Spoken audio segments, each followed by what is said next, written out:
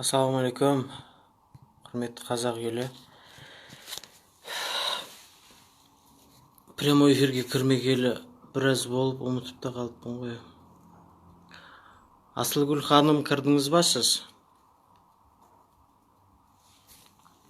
Қазір кешірім сұраймын, бізде мынау билік өкілдерінің ауылдық округтегі аналарды жаппай сотқа беріп жатқан туралы қазір біз сұхбат жүргізетін боламыз. Мен ол кісіні сотқа сүйреліп жатқан Асылгүл деген ананы қазір эфирге қосуға тырысам.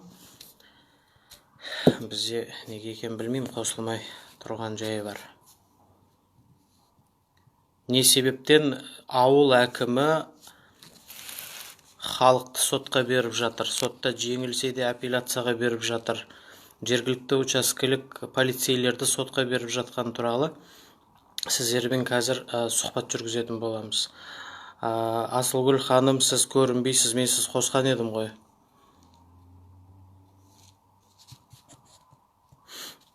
Менде бір қиыншылығы осы техниканы шілік түсіне бермеймін. Қалай жібереді оны? Қазір попробую.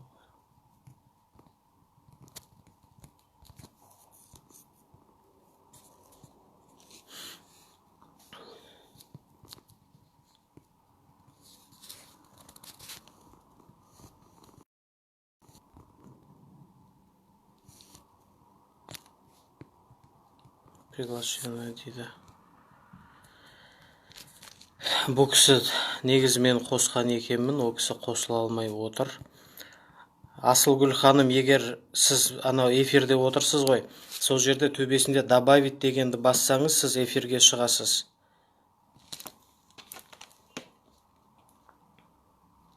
Ол кісі қазір іздеп таққанға дейін біз сіздермен сұхбаттасып мән-жайды айтайық. Ақтөбе облысындағы Темір ауданы Кеңқияқ ауылдық округінің әкімі Макар Өтегенов деген кісінің кейбір жаңағы ерсі әрекеттер десе қате болмас, сондай әрекеттерін көріп жатырмыз қазіргі таңда. 2020 жылы мынау Кеңқияқ ауылдық округінің қызметкерлерінің спирттік ішімдік ішті деген бейне жазбалар таралған болатын. Оның ішінде спирттік ішімдік ішті деген күдікті мемлекет жағы акиматта жұмыс жасайтын кісілердің ішінде қайтыс болып кеткендері де бар. Өзі полицейлер келген кезде мойындап, жудық, вино іштік деп мойындаған кісі ешқандай алкотестке барып сараптамадан өтуден бас тартқан, оған әкім ықпал еткен деседі. Алайда ол кісі ешқандай жұмыстан кетірілген жоқ. Біз өзіміз Ақтөбе облысы Темір ауданы Кеңқияқ ауылдық округіне өзім арнайы сапармен барған кезімде бұл мәселені ол кісі жұмыстан кетпеген, сол жерде қызмет атқарып жүрген туралы біз өз көзімізбен, яғни мен өз көзіммен көремін. Оған қосымша арадан уақыт өтіп 2020 жылы сол ауылдық округтың акиматтың бухгалтері ішіп алып бейне жазбаға түсіріп, сол видеолары сосын оппозициядағы бәсеке каналдарына дейін шығып кетті. Оған да ешқандай тиісті шара қолданды деп ойламаймын. Оразалин Оңдасын ағамыз білмеймін не қарап отырғанын осы күнге дейін. Енді келіп, осы Кеңқияқ ауылдық округіндегі аналарды жаппай сотқа беріп, сотта жеңілгеніне қарамастан, ол кісілерді митинг ұйымдастырды деген айыппенен сотқа сүйреп, кеше ғана міне апелляциялық шағым беріп отыр облысқа. Асылгүл ханым, сізге добавить деген приглашенныйда тұрсыз, соны просто басыңызшы, шығасыз. Қосыла алмай жатырмын дейді ғой. Оған қарамастан соған шара көрілмеді деген мәтінменен, қателеспесем, жергілікті учаскелік полицейлерді де сотқа беріп жатыр. Сонда біздің билік, әкімдер халықты қорғаудың орнына, халыққа көмектесудің орнына халыққа білмеген заңдарын үйретіп демеу болудың орнына бұл кісілер апарып. Так, маған звоноктар келіп мазалап жатыр, қоса алмай жатырмын дейді. Енді мен сізді қайта қалай қосам, сізге жіберіліп қойды ғой.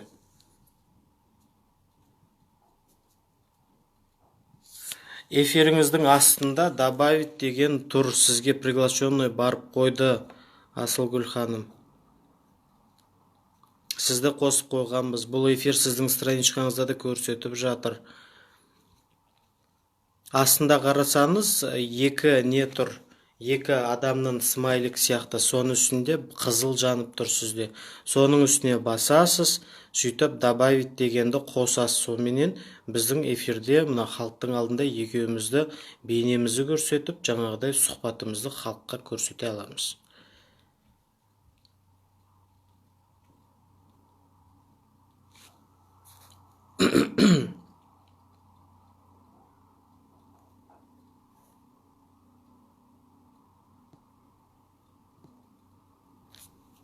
Көрдіңіз ба?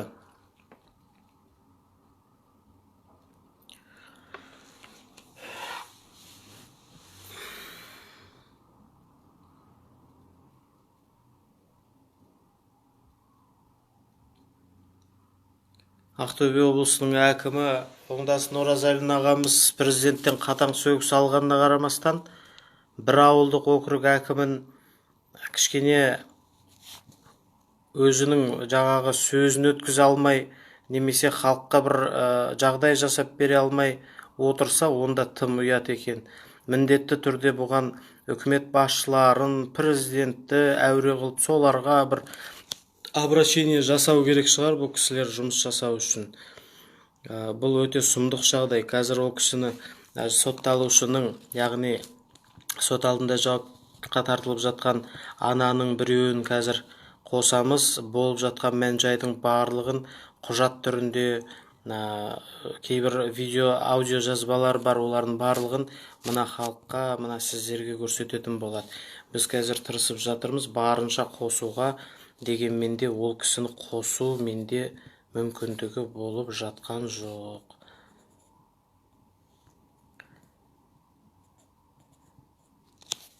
Қайтадан жүріңізші, Асылгүл ханым. Я кірді болды. Мінекей қосылдыңыз. Сәлеметсіз бе, Асылгүл ханым? Саулығыңызды тілеймін. Мен көрініп тұрмын ба сізге? Просто бетім дәу, кішкене сыйыңғырамай жатыр ғой экранға. Біз қазір мынау сіз қосылғанға дейін біз мынау эфирде отырған 20-30 адамға кішкентай ақпарат беріп өттім. Ақтөбе облысының жаңағы облыс әкімі Оразалин Оңдасын ағамыздың президенттен кеше пандемия кезінде қатаң сөгіс алғанына қарамастан, Темір аудандағы Кеңқияқ ауылдық округінде көп жайттер орын алып жатыр, алайда ешқандай шешім шаралар қолданбай жатқан туралы кішкентай айтып өттім. Енді сіз сол Кеңқияқ ауылдық округінің тұрғыны болғандықтан мен ойлаймын, сіз білесіз, мынау есепшілерінің, сол акиматтың қызметкерлерінің спирттік ішімдік ішіп, полицейге бағынғысы келмей, полицейлер, учаскелік полицейлер келіп жаңағыдай не дейді, анау алкотест дейді ғой, соны өткізетін кезде қарсылығын білдіріп, әкім араласып, үйлеріне қашып кетіп, кейбір ақпараттарды әлеуметтік желіден де көріп жатырмыз. Осыған қарамастан енді мына сіздің айтуыңыз бойынша сізді әкім сотқа беріп, сотта жеңіліп, жеңілгеніне қарамастан апелляцияға беріп жатқан туралы сіз айтып жатырсыз. Иә? Енді осы мәселені мына көріп отырған халықтың көзінше, осы әлеуметтік желі арқылы билік өкілдеріне, яғни көріп отырған біздің оқырмандарымызға жеткізсеңіз, біз сізбен сұрақ-жауап жүргізсек, ләжі барынша заң аясында дәлелдерге сүйене отырып сұхбат жүргізсек. Сіз өзіңізді таныстырып, болған жайтты мына халыққа айтып берсеңіз. Саламатсыз, Сардар. Мен Ақтөбе облысы Темір аудан Кеңқияқ елді мекенінде тұрамын. Жалпы жалғызбасты анамын. Кәмелетке толмаған балам бар. 2 жоғары білімді маманмын. осы елде жалпы Кеңгияқ өңірінде қызмет еткен өтілім 12 жылдан астам болады. Ол мәдениет саласы, білім саласы. Қазіргі таңда енді ауыл әкім Утегенов Макар Меңдіғалиевичпен жаздан бастап мен осы ауылда жер үйім бар, балдарым алған, сол кезден бастап ескерткенмін, жұмыс болса деп. Бұның бәрі басталған жаңағы осындай себеп. Мен сол кезде арыз жазып біткенмін, содан кейін барып ай сайын келіп, сұрастырып, жаңағы қал жағдайын білгенмін. Ол кісі маған деген кәдімгідей айтқан, мен сізді жұмысқа алам, себебі Кубашева Ардақтың деген осы ауылдың мәдениет үйінің директоры еңбек шарты бұзылады, себебі ол зейнеткер деп. Соны енді ол күткен шығар деп ойлаймын. Омен деген Темір ауданы ол кісінің денсаулығына байланысты, жаңағы жанұясына байланысты келісім шартты ұзартылды. Сонымен ол ақшасы Кенетаева Нұргүл Әбілхамедқызы қазіргі таңда өз еркінмен кеткен. Сол заң аясында маған деген вакансия бос тұр, сол конкурсты жарияласаңыз деп. Ол кезде 4-ші уровень местное управлениеға біздің балабақшалар қарайды. 5-ші қаңтардан бастап заң аясында облысқа кетті. Содан дау-дамас басталды. Мен барған кезде бірнеше рет бардым, 6 рет емес, 7 рет емес, жайлап та айттым. Маған тек бір қағаз беріңізші, жаңағы ұсыныс берсеңіз, мен конкурс қашан болатын деп. Одан кейін маған ауылдың комиссиясы бар. Ол комиссия сізді зерттейді. Ол деген біздің құрамы өздеріміз құрылған деп. Жарайды деп сол комиссияға да түстім. Ол комиссияның ішіндегі деген отырған адамдар, үлкен ақсақал адамдар, білімге қатысы жоқ. Ол деген мәдениетке қатысы жоқ. Үлкен кәдімгі ауылдың ақсақалдары ғой енді, мен түсінгенімше. Бірақ солар айтып отыр, біздер деген шешеміз, бастықты біз қоямыз, сіз деген болмайсыз, себебі 30 жыл жасаған тәрбиеші бар, сол директор болады, сіз деген соны орнына барасыз деп, соның бәрін мен тыңдап, енді әңгіме шыны керек күлдім, сосын барып Макар Меңдіғалиевичке барып айттым, заң аясында енді бұл деген қызығызады екен деп.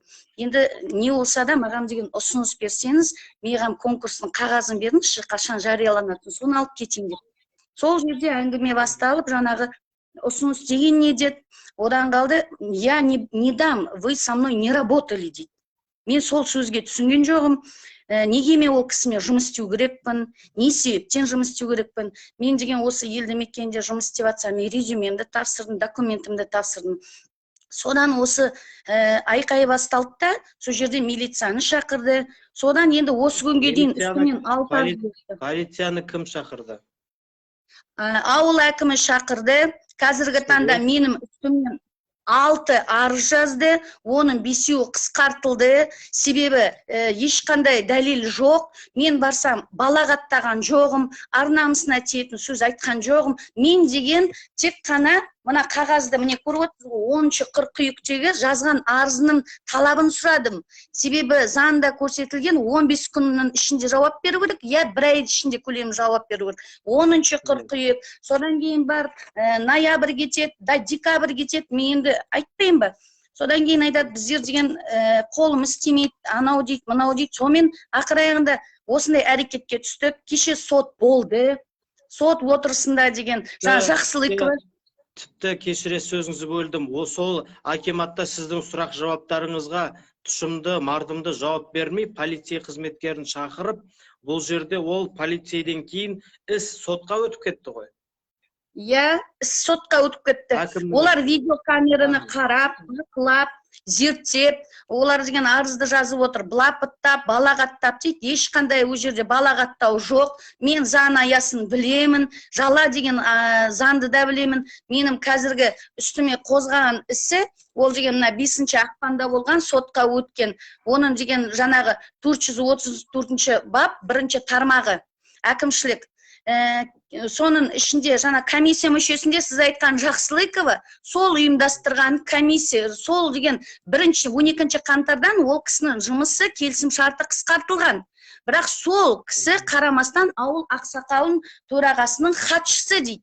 Ол да мүмкін шығар енді болатын адам, сондай болады шығар. Бірақ деген ол кезінде 190 статьямен қылмыстық іске тартылып, ол жабылған, бірақ деген жұмыс жасамаса да сол жиналысты өткізді. Сол кезде олар папка дайындап қойған, басқа адам жұмысқа өтеді деп, бәрін дайындап қойған. Мені кәдімгідей мазақ қылып отыр. Сіз деген неге бұрын ана жақта істеп едіңіз ғой, сіз бұрын мына жақта істеп едіңіз ғой деп, бұрын жасаған балабақшаны сұрап, ол бәрі заң аясында. Енді қазіргі таңда Артылгүл ханым, бұл жерде қазір кішкентай нақтылыққа көшейік. Сізді жұмыс қызмет жасамайтын азаматша комиссия болып сіздің мәселеңізді қараған ба? Ол акиматта жұмыс жасамайды. Жасамайды. Қандай негізбен ол комиссия болады? Сіз сұрадыңыз? Соны мен сұрадым, мен оны жазбаша түрде де сұрадым. Мен айттым, мен егер комиссияға салсаңдар, хаттама протоколдарында беріп, мені таныстырыңыздар дедім. Дұрыс қой, заң аясында. Олар біз ол қағазды бере алмаймыз, біз бірақ деген өзіміз ұсыныс шешеміз, береміз дейді. Мен тағы бірле түсінбеймін, себебі 12 қаңтарда келісім шарты тоқтатылған адам қандай құзырығына жатады, қай заңға сүйеніп мені комиссияға салады. Мен комиссия дегенге 14 қаңтарда қызметті тоқтаған ба? 12 қаңтарда қызметті тоқтаған. 12 қаңтарда. Аха, айта беріңіз. 12 қаңтарда тоқтатылған.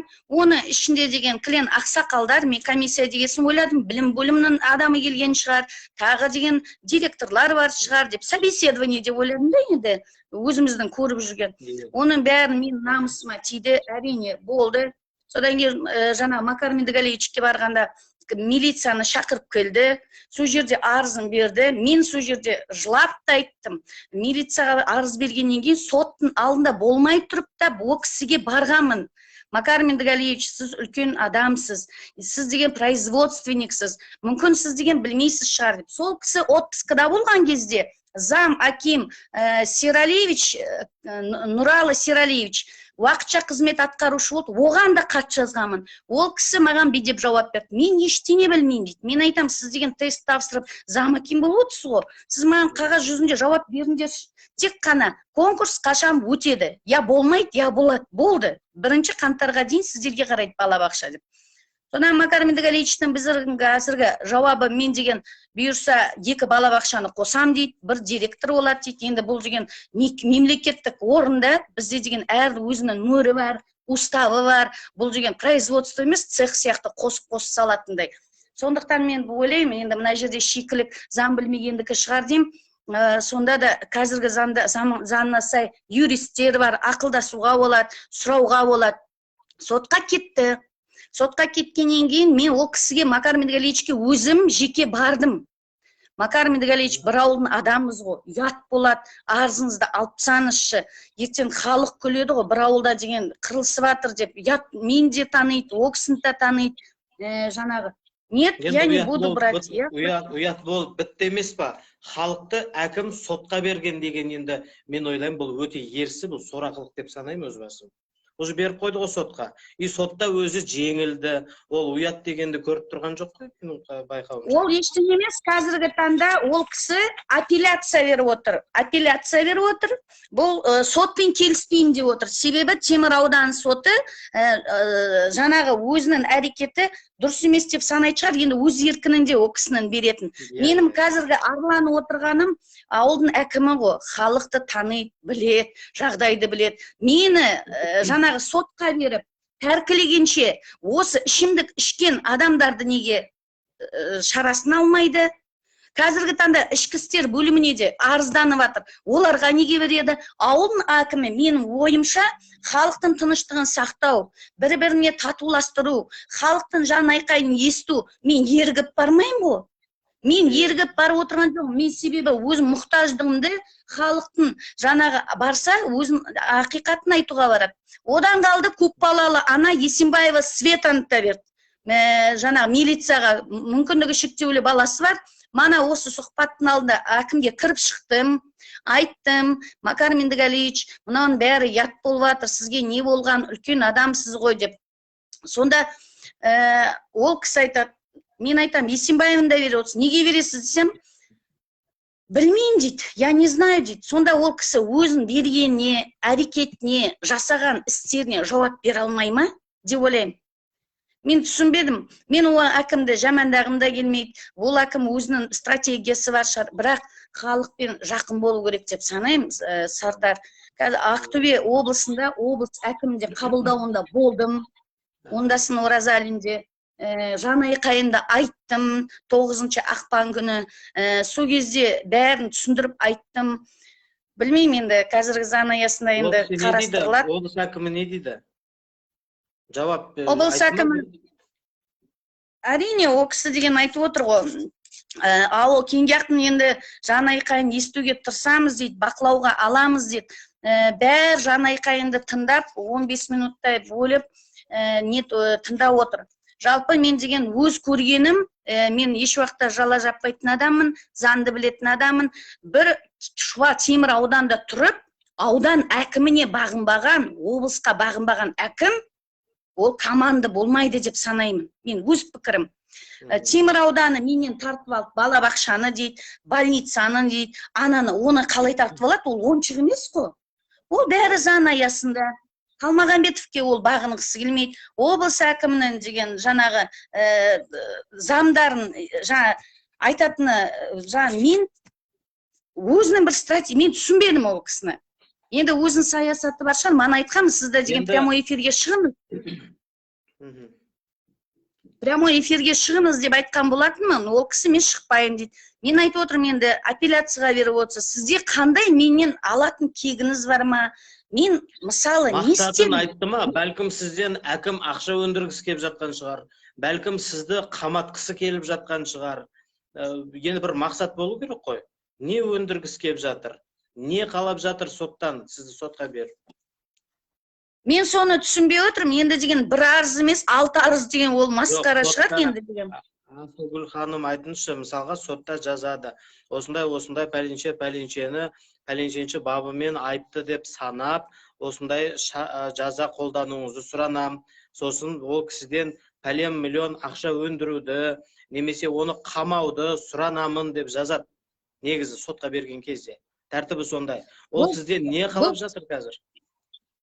Бұл кісі деген бедейді, яғни аталған азамат ауылдық округ әкімшілік ғимаратына байланысты қызметкерлермен қабылдауға келген тұрғыда дейді, мені безграмотный адам жұмыстан кет деп айтты дейді. Кеңгияқ ауылдық округ ғимаратында дейді, келіп айқай шығарды дейді.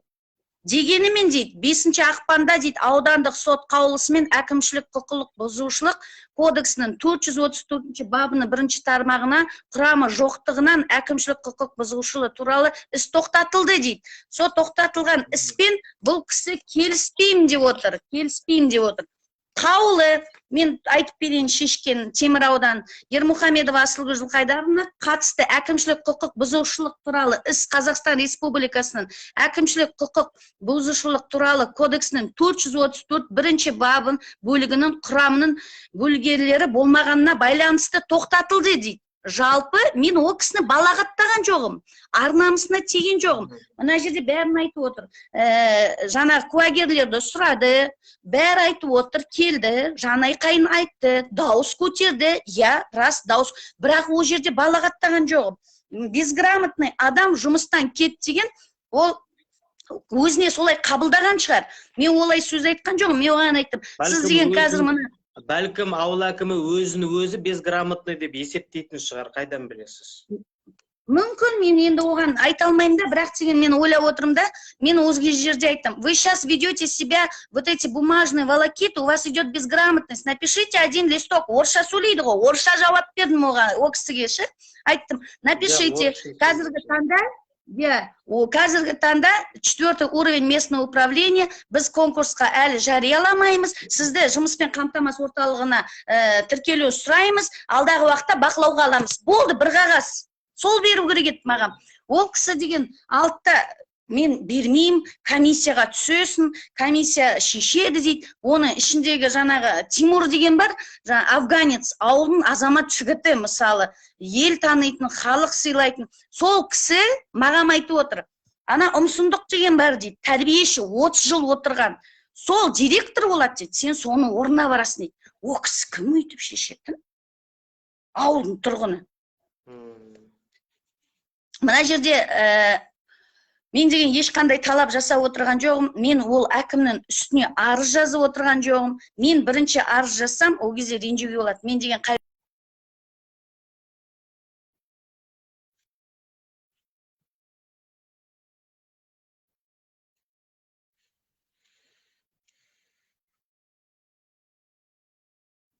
Интернет сіз жақта әлсіздеу көрінеді. Қатып қалдыңыз. Енді жалпы қанша дегенмен мынау ауыл әкімін халықты сотқа беріп, сотқа сүйреген, в общем, сұмдық сорайған бір масқарагершілік деп ойлаймын. Қазір ол кісі эфирден шығып кетті. Байланысу мүмкіндігін қазір қайтадан жасап көреміз.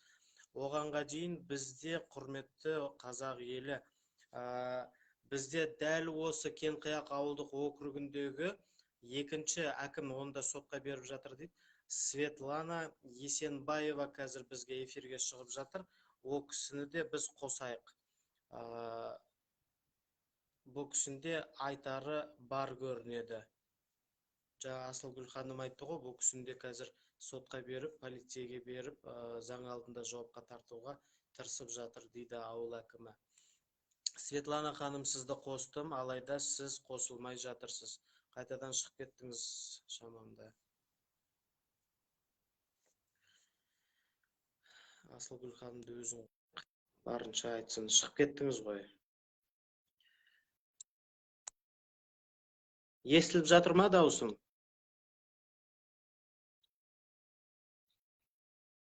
Даусым естіліп жатыр ма? Қосылдыңыз. Жаңаға Светлана Есенбаева деген кісі шығып жатыр еді, неге екенін білмеймін, қоса алмадым. Ол кісінде полицейге сотқа сүйреп жатыр дейді әкім. Жазып жіберіпті жекеме.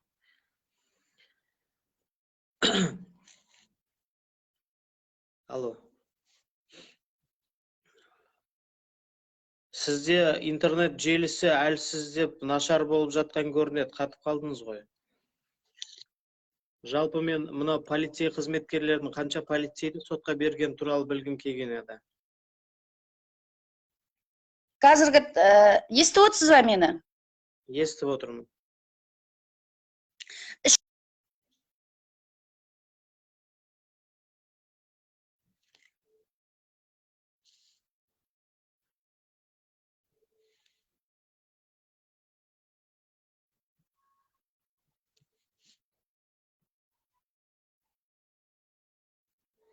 Сізде интернет жүйесі нашар көрінеді.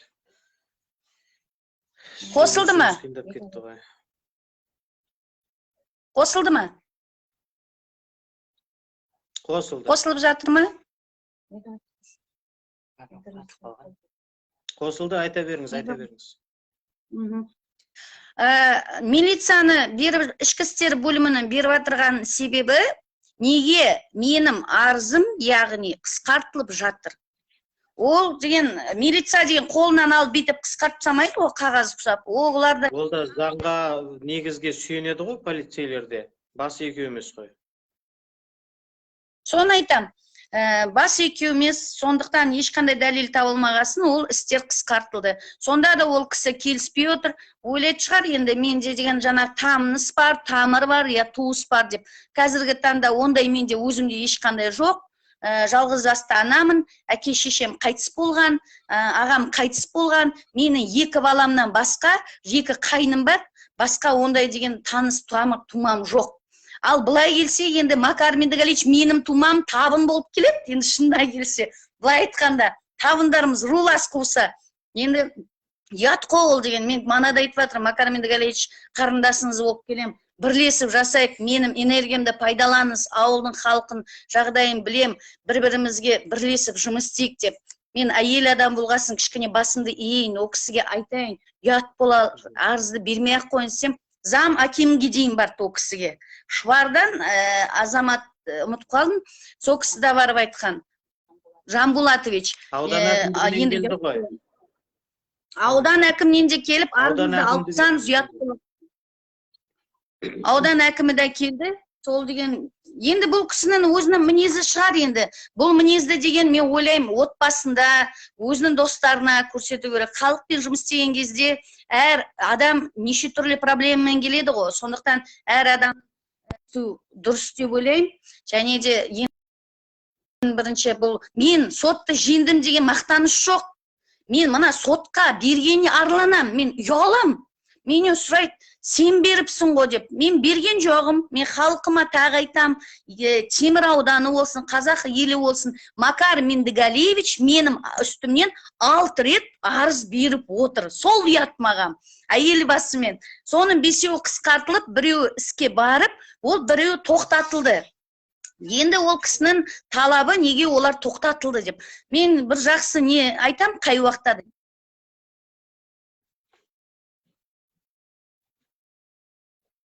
заңды білмеген ол ешқандай несі емес. Енді сол қазіргі таңда талқылап жатыр. Бір қызығы жаңағы қағаздарды ала алмай жүрдік қой, я Сардар? Иә. Естіп жатсыз? Сол кезде ана кабинетті ақыр аяғын сындырыңдар деді әкім. Ана Жақсылыковың кабинеті кілті өзінен алып кеткен екен, документ сонда тұрады екен. 1-7 ой документті ала алмаймыз, қағаз ала алмаймыз, ақыр аяғында әкімнің өзі айтты, есік сындырыңдар деді, милиция келді, сол жерде есікті сындырдық. Жаңа ішкі істер бөлімі өздерінің қызметкерлері сындырып, ішінде деген кәдімгідей өзінің туфлилері, күнделікті киініп жүретін құралдары сөйтіп отырады.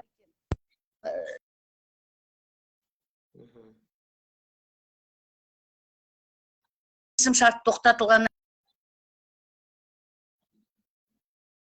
ой енді, ол да біреумен айтуымен жүрген шығар, көрмейді емес, бір ауылда тұрғасын көреміз, бір ұят заттар енді деген. Андай жаңағы бір заңсыз әрекет болып жатса екен, мен Гүлшат апайға да айттым, сіздің қандай қақыңыз бар мені комиссияға салуға, құдайым-ау. Бұл 21 ғасыр көзі ашық адамдар, комиссияның ішінде мен собеседованиеға келсем, егер жаңа Темір аудан білім бөлімінің басшысы отырса, Кеңгақ ауылының балабақшасының директоры отырса, сосын тағы бірнеше комиссия құрылады жалпы, қоғамдық бірлестігі. Оның ішінде басшылар, көз көрген, халықпен жұмыс істейтін, ақылшы, сарапшылар, ішкі істер бөлімі, аурухананың басшылары, ал кез келген біздің ақсақалдарды отырғызып қойып болмайды. Бір айтқым келеді, бір ақсақал бар, атын айтпай қояйын, мен жолдастарымның әкесі сол ұрсыпты, барма. Юридический лицон жоқ, ойбай, мен білмеппін, бізге не айтады, соны айтай береміз ғой біз дейді. Ол деген мына халықтың ойын бұзу, ол кісілерді жаманатты қылып, бір-бірімізге қырылыстырып, не керек? Көршіміз араласамыз, балдарымыз араласады, құттай ауыл ғой. Ұят деп ойлаймын оның бәрін. Енді Асылгүл ханым, бұл жерде қазір халықтың барлығына түсінікті болу үшін қазір бір қаншама азаматтар жазып жатыр. Мәселе тақырып не дейді? Біздің жалпы тақырып Ақтөбе облысындағы Темір ауданы Кеңқияқ ауылдық округіндегі жергілікті әкім, яғни ауыл әкімі халықты сотқа беріп жатыр. Ол халықты жалғызбасты ананы сотқа бергені аздай, осыларға қарамадың деп, енді жергілікті учаскелік полицейлерді де сотқа беріп жатыр. Мән жайды талқылап, біз сұхбат жүргізіп жатқан болатынбыз. Бұл жерде тағы да айтып кетейік, қазір қанша полицейді сотқа берді әкім, білесіз ба? Мен білгенімше, осы менің сотым өткеннен кейін апелляцияға беріп жатыр деді, кеше қысқартылған. Осы Кеңгақ ауылды полицияның бастығына деді, фамилиясын бастығын, сосын участковыйын беріп отыр деді. Участковыйын беріп жатыр деді. Апелляцияға, өзі бірінші сотқа да этаптан да сот өтіп қойған ғой, иә? Я, өтіп қойдыған деп, солай деді маған. Өтіп қойған, оларға да апелляция берді. Әрине, бәрі заң аясында ғой. Енді полицейлерді ақымақ емес қой, заңсыз әрекет жасай бермейді ғой. Тем более жергілікті билікпен болып жатқан мәселе, халықпен болып жатқан мәселе. Ол полицейні бәрін жамандауға болмайды. Дегенмен де біз естігенбіз, баяғыдан спирттік ішімдік ішкен туралы келген полицейлерді артынша қауесеттер ғой енді ауылда таралған. 5000 теңгемен парамен әкім ұстатып жіберді. Сол тексеруге келіп жаңағы алкотестке жүріңіз деген учаскелік полицей бар ғой. Соны әкім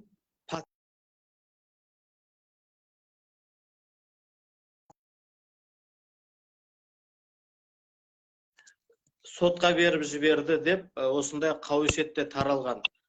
Енді келіп полицейлерді сотқа берсе, халықты сотқа берсе, бұған билік өкілдері қарамаса, бұл общем масқараның масқарасы шығар. Енді мен айтатын сөзді таппай отырмын қазір. Мен ойлаймын, бұған жергілікті облыстық, республикалық жаңағы деңгейдегі басшылар, үкімет басшылары, яғни прокуратура өкілдері мен мемлекет қызмет істері айналысады деп үміттенемін. Бұл эфирден кейін, біздің сұхбат аяқталғаннан кейін міндетті түрде біз ресми өзіміздің сұраныс хаттарымызды жолдайтын боламыз. Қазіргі таңда полицейлерді сотқа беріп жатыр, сізді сотқа беріп жатыр. Енді қазір сіздің қасыңызда эфирге қосылатын Светлана Есенбаева отыр ма? Отыр, келіңіз. Қасыңызда ешкім жоқ па? Бар, Бұл кісі мен келді, эфирге мен қостым, өшіп кетті. Сол кісі отыра салсыншы. Саламатсыздар ма? Светлана Есенбаева сіз ба? Саламатсыз. Иә, Өзіңізді болған жайында таныстырып, болған жайтты халыққа айтып өтсеңіз түсінікті болу үшін. Мен де деген мағанда сөйтіп барып едім. Сосын арыз жазып кетіңіз деді. Мына көршіде проходты заңсыз қоршап алған ғой. Қоршап алғандығын дәлелдеп, бәрін естегеннен кейін, жаңағында мен енді арызымды сұрап барам ғой, маған деген Ақтөбе облысына да жаздым, районға да жаздым. Бұларға енді хаттама келіп тұр ғой, жаңағыдай естесінде орындандар деген. Бұл орындамай, наоборот, әкім бұған документ жасап беріп жатыр көршіге. Проходты ашудың орнына, проходты жауып алған заңсыз, дәлелдем бәрін істеп берді жердің адамдары. Енді мен барсам, мен де арызыма жауап бермейді да өзі. Полицияға ұстатып жібере береді, мен де. Шақырады да, полиция келіп тұрады, акиматтың алдында. Мен айтам, мен балағаттап атқан жоғым, ондай қылып ұрысып атқан жоғым. Мен кәдімгі кірем да, айтам, мен қағазыма немін жауаптарым беріңізші, уведомление бәрін беріп тұрсыз мына көршіге де. Неге не істемейсіз деп айтам ғой, сол жауабын бәрін не істеймін. Міне жауаптары келді, міне облыстан да келіп тұр. Бәлкім сіз басқа өңірлердегі сияқты белсенділік танытып, қандай да бір экстремистік партияларға кіріп, плакат көтеріп, митинг жасап жатқан шығарсыз? Жоқ, мен деген өзім деген жалғыз өзім жұмыс жасаймын. Мүмкіндігі шектеулі балам бар, мектепте күзетші болып жасаймын. Күйеуім жұмыс жасамайды. 18-ге толған баламды, жеті балам бар. 18-ге толған балам бар. Резюмесін баяғыда апарып қойғанмын. Акиматқа бергенмін. 18-ге толғаннан кейін, оқу бітіріп келгеннен кейін. Бірақ деген, менің баламды жұмысқа алған жоқ, кеше есеп бергенде 150 адамды жұмысқа алдық дейді. 150 адамды жұмысқа алдық деп есеп беріп тұр. Жалпы, жоқ, мейлі, бұл мәселені тиісті мекемелер, орган қызметкерлері қарайтын болады, біз бұған ықпал ететін боламыз. Мен оған уәде беремін, Светлана ханым. Бұл жерде мен сізден сұрағым келгені, не себептен сіздер биліктен, жергілікті биліктен өздеріңіздің мүдделеріңізді қорғап, өздеріңізге керекті сұрақтардың жауабын іздеп барған кезде, есіктің алдында полицейлер күтіп алатын себебін анықтағым келіп отыр. Неге сіздерді полицейге беріп, неге сотқа сүйреп жатыр? Сіз митинг жасамайсыз ғой? Жоқ, мен қалай митинг жасаймын, мен ешкімім жұмыс жасамайды ол жақта. Мен митингке бармаймын, мен барам тек қана арызыма жауап сұраймын, жауап беріңізші деймін тек қана. Маған бір жауап берген жоқ әлі. Соның өзінде сізді полицейге ұстап бере береді. Иә, бүгін бардым, енді айтам, неге сіз мені, неге полицияға беріп жібересіз десе, мен сізді бердім ба дейді. Полицияда маған деген уже неше рет берді. Білмеймін дейді. Не үшін бергенін өзі білмей отыр әкімнің. Мен айтам, сіз неге не істейсіз? Мен сізге айқайлап атқан жоқпын, балағаттап атқан жоқпын. Мен тек қана жауап сұрайын. Сосын өзіңізге келген жауапқа сіз неге облыс әкімі беріп тұр, район әкімі беріп тұр, нені орындасын деп. Сон неге сіз орындамайсыз деп барып тұрайын. Иә, мәселені шеш деген затты, берген затты орындамай тұр бұл. Орындамай полицейге сотқа бере салады, Иә, бере салады сөйтіп. Уже неше рет беріп жіберді. Мен айтам, ұят қой деймін уже. Түсінікті. Сардар, қазіргі таңда мен бір айта кететінім, бізде ауылда комиссия құрамында қолдарына қызыл корочка береді екен әкім. 20 шақты корочкасы бар, міне осындай қызыл корочка, бұның ішінде комиссия мүшесі дейді. Кәдімгі печатьті қойып, осындай. Бұндай корочканы мен полиция, мен пожарда көрдім, енді шынына керекші. Бұлар осы адамдар дейді, бәрін шешет, зерттейді дейді. Бұл енді басқа сыймайтын зат. Мен деген жаңағы баяғыда біздерге берді, көк туымыз желбіреген қай уақытта да Қазақстанның бәйтерегімен кәдімгі көк удостоверение берді. Жаңағы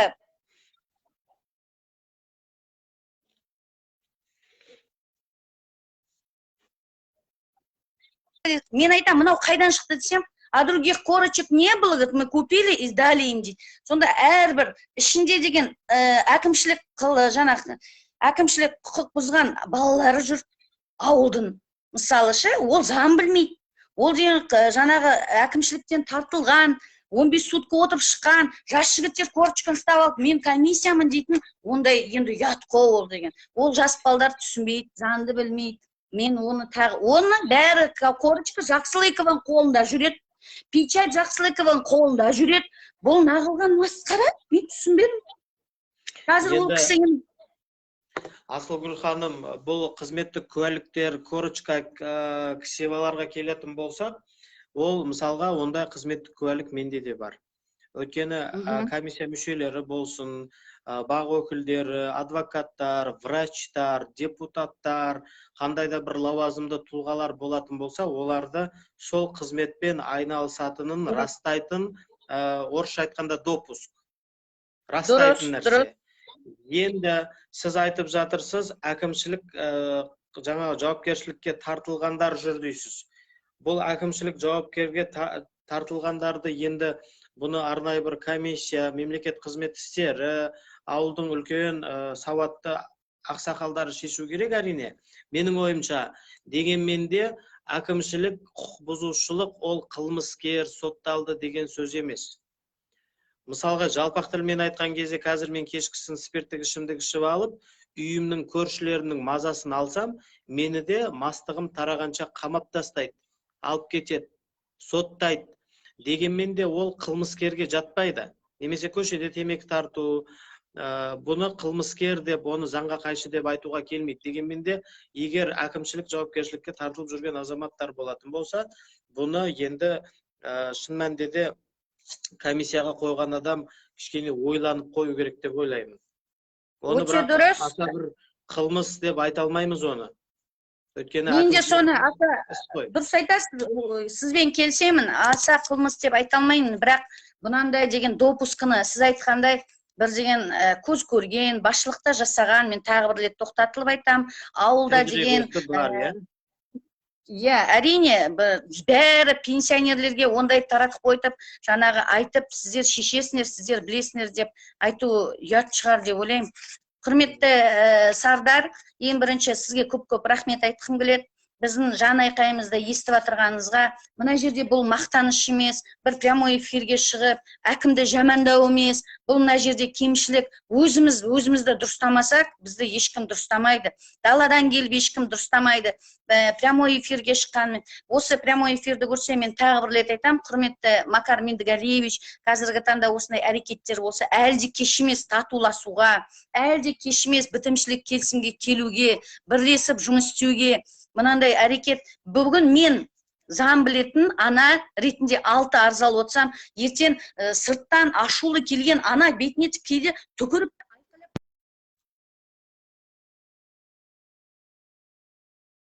әр үйдің қазір жан айқайын білесіз, Кеңгияқтың өңірінде қазір көріп отырсыз, 2011-де қандайлар болды. Бізде ауылда қазір пышақтасу болып жатыр, біздің ауылда өлім болып жатыр. Бір деген бір жаман заттар шығады да, жақсы заттар шықпайды бізде. Сол жақсы затты шығару үшін ауылдың жастарын бірігіп, жақсы деген идеологиясын беріп, сайыстарды ұйымдастырып, мына карантинде енді не болып отыр ғой. Бірақ жалпы халық біздің ауылдың жақсы, ауыл жастары бәрі белсенді. Менің ашуыма тиетін жаңағы прямой эфирде 150 адам жұмысқа алдым дейді. Вот менің ашуыма келген зат. Әкім басымен, мысалы, лауазымды орынмен мемлекеттік қызметкер прямой эфирге бүкіл елге айтқан, ол халыққа бәріне намысына, ашуына тиген. Мен сенем, егер бір айда 2 адам алынса, егер жаңағы бір жылдың ішінде 25 адам алынса сенуге болады. Сонда бір айда біздің ауылда 5400 бірдеме халық 150 адам жұмысқа кірсе күнде әкімшілікке еңселіп бара ма? Көп балалы ана жұмыс сұрап бара ма? Олай болмайды ғой. Сондықтан жалпы Кеңгақ өңірінің басшылары да керемет. Мен айтайын, СНПС болсын, Константойл болсын, УТТ болсын, больница болсын, мектеп.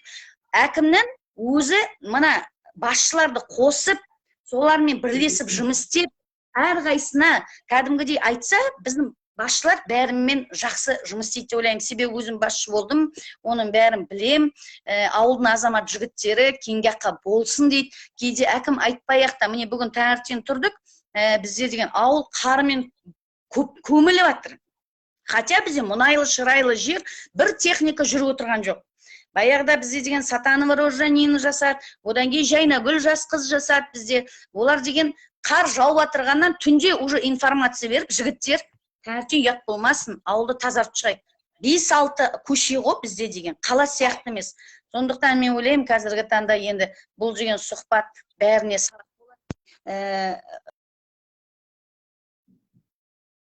сабақ болады деп ойлаймын. Осының арты тек жақсы жаңалық болсын деп ойлаймын. Мына жерде әкімді алып тастау мақсат емес. Мен тағы бір рет айтамын. Жасасын, мүмкін осыдан кейін эфирден кейін өз-өзінің қателерін түсініп, мен ешқандай жаңағы барып, оны прямой жаңағы журналистер де звондап жатыр, жазып жатыр да, мен өзім осыған дайындалдым, күттім. Ол кісі апелляцияға бермесе, мен барып кәдімгідей өзімнің жұмысын жасай беретін болатын едім.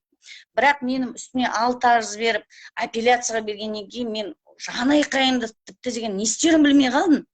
Әкімге де бардым, облыс әкіміне де бардым. Енді тоқтау керек қой, айту керек қой деп ойлаймын.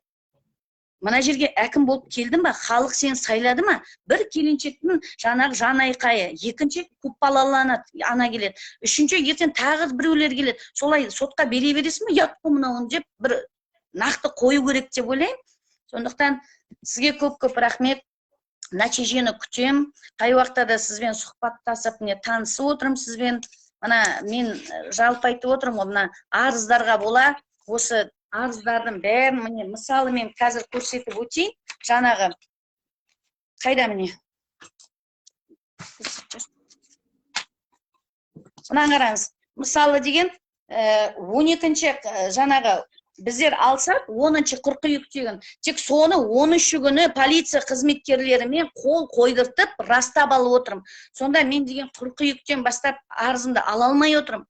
Полиция бөлімше милициялар келгенде мен айттым, өтініш қол қойыңызшы, мына жерге мен қағаз алып жатыр екен. 13-ші қаңтарда қол қойып сонда беріп отырмын. Неужели сонда деген ішінде секретарі бар, жаңа хатшысы бар, ол прокуратура арқылы тексереді арыздар, мысалы 15 күні уақытында беру керек. Соны білмеймін қалай істеп отырған.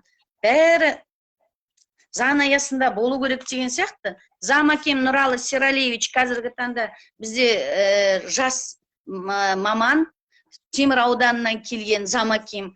Тағы бір рет айтып өтемін, Макар Медгалевич отпускада болған кезде ол кісіге бардым. Жанайқайында айттым, сіз уақытша қызметкер атқарушысыз ғой. Сіз сол үшін зарплата алып отырсыз. Сіз маған бір түйір қағаз жазып беріңізші десем, ол кісі мен Макар Медгалевич мында шешпейін дейді. Онда не үшін заң болып отыр дейді. Егер қағазға жауап бере алмаса, егер жанайқайын болмаса, сонда Макар Медгалевич отпускада болады, больничныйға кетеді, сонда тек ақша алып отыра ма? Менің өзімнің ойым. Мысалы, Темір ауданы бар, Еділ Маратович бар, отдел кадр, керемет Темір аудан жігіттері отыр, солардан сұрап жіберіп, звондап, мынандай хат келіп тұр еді, жігіттер мен жауабын бере алмай жатырмын. Қалай болады деген сұрауға болады ғой.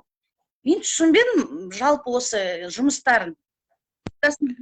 Енді бір нәрсе айту қиын, ол мемлекет қызмет істері қарамаса, оны біз ештеңке сын айтып, бір не айта алмаймыз ғой. Дегенмен де мынау билік халықты сотқа беру деген, сотқа сүйреп, сотта жеңілсе, тағы оған қанбағандай барып, апелляцияға беру деген бұл сұмдық нәрсе. Мен өзімнің ойымды айтайын, осыған Қазақстан Республикасының мемлекет қызмет істері бойынша жаңағы агенттік төрайымы Анара ханымның назарына осы мәселені көріп, естіп, не себептен билік халықты өзінің мүддесін сұрап, құқын қорғап, бір сұрау салған халықты сотқа беріп жатыр. Неге полицейге дейін қосып беріп жатқанын біз міндетті түрде жауабын алатын боламыз. Мен сізге уәде беремін. Бұл әрине сорақылық деп санаймын.